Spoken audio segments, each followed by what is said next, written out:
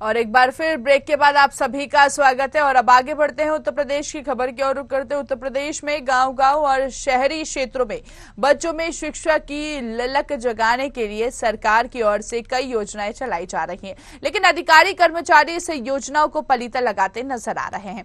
आपको बता दें कि पैगंबरपुर गांव के उच्च प्राथमिक विद्यालय में अध्यापक बच्चों के भविष्य के साथ खिलवाड़ करते हुए नजर आ रहे हैं। जूनियर के बच्चों को डेस्क में ना बैठाकर जमीन पर बैठाकर एक ही कक्षा रूम प्राइमरी में बैठाकर पढ़ाई कराई जाती है। इस मामले में सबसे बड़ी बात तो यह है कि 5 शिक्षकों की नियुक्ति है, लेकिन वहां आता सिर्फ एक ही शिक्षक है। विद्यालय में कक्षा 1 से 8वीं तक कुल 12 बच्चे मौजूद मिले हैं। यहाँ बच्चों की स्थिति भी ना के बराबर ही पाई गई है। इससे ऐसा प्रतीत होता है कि मिड डे मील की कन्वर्जन राशि और खाद्यान्न का गबन भी किया जाता है। आखिर विभाग ऐसे पढ़ाई के प्रति उदासीन शिक्षकों पर सख्त से सख्त कार्रवाई कब करेगा? चलिए ज्यादा बातचीत करते हैं इस खबर की और विकास का रुख करेंगे। हमारे साथ हमारे सहयोगी उत्तर प्रदेश से लाइव जुड़ चुके हैं। विकास, किस तरह की स्थिति बनी हुई है यहाँ पर? बच्चों के भविष्य के साथ डायरेक्ट खिलवाड़ी किया जा रहा है। विकास बताना चाहूंगा, आवाज आ रही है? जी जी सुनिए, बोलिए। मैडम मैं आपको बता रहा हूँ, आवाज की टीम वहाँ पहुंची थी विद्यालय में, तो वहाँ की जो आसपास की स्थिति देखने को मिली वो भी गंदगी का अंबार लगा हुआ था। जो बच्चों को मिलने वाला मिड डे मील, उस मिड डे मील में जो उपयोग किया जा रहा है आलू है, वो भी बहुत सारे कटे फटे से अंकुरित निकले हुए थे। इस बात को लेकर भी हमने वहाँ चर्चा की, मगर जो वहाँ शिक्षक थे उन्होंने कुछ बताने के लिए तैयार नहीं हुए।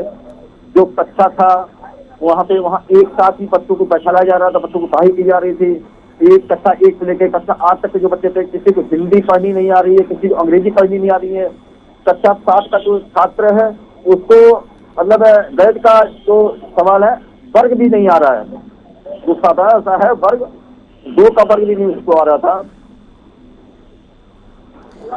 बिल्कुल विकास, यहाँ पर एक तरफ देखिए शिक्षा के दावे किए जाते हैं, वादे किए जाते हैं, सरकार प्रशासन शिक्षा के वादे करती है, दूसरी तरफ हम इस तरह की तस्वीरें देखते हैं।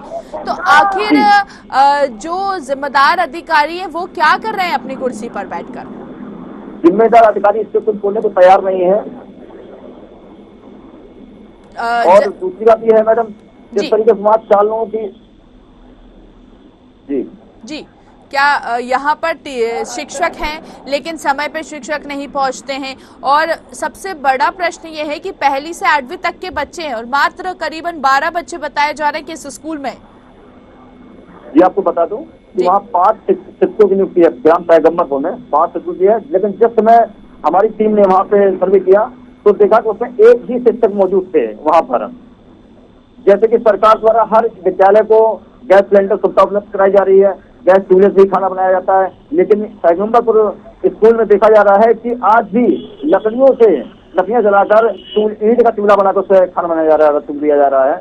भोजन की स्थिति बहुत ही बिल्कुल बेकार थी, जो गुणवत्ता बिल्कुल अच्छी नहीं थी उसमें। दूसरी बात यह है कि जो रग रोगन की बात है, रग रोगन जो हुआ है स्कूल का कई वर्षों से नहीं हुआ है। शौचालय भी पूरी तरीके से गंदगी संपर्क हैं, कई वर्षों से गेट नहीं खुले हैं शौचालयों के। तो बच्चों के जो अभिभावक हैं, जो वहाँ के शिक्षक हैं, जहाँ एक ही जो शिक्षक वहाँ पर उपस्थित हैं, तो क्या कभी उन्होंने इस संबंध में जिम्मेदार अधिकारी के पास नहीं पहुंचे, शिकायत नहीं की, शिक्षा विभाग में जाकर शिकायत नहीं की? क्योंकि देखिए अगर सरकार की योजना, सबसे महत्वाकांक्षी योजना है मिड डे मील योजना, अगर वही धरातल पर नहीं उतरेगी तो फिर आखिर कहाँ जाएगी जनता?